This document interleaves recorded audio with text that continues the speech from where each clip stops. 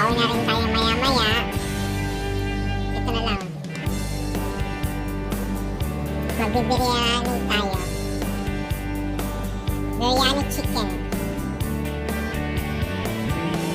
Ayan guys.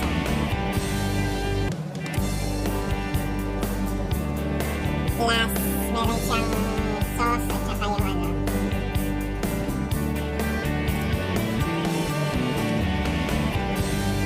Ayan guys.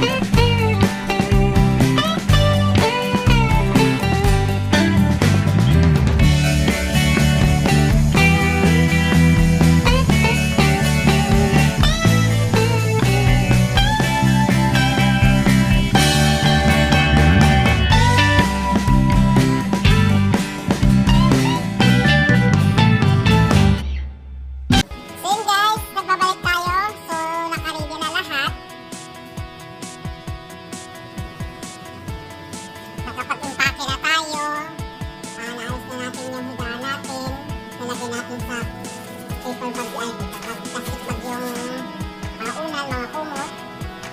Ito na lang, niwalang ko ibang gamit ko dito.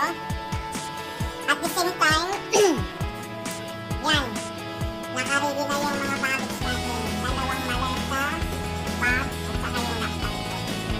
So inantay ko lang yung oras na susundin ako ng driver namin.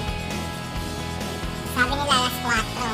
So alas 4 ko susunduin, punta kami ng airport, tapos 8 ng gabi yung flight ko. So yun guys, nakaready na lahat. So, good luck.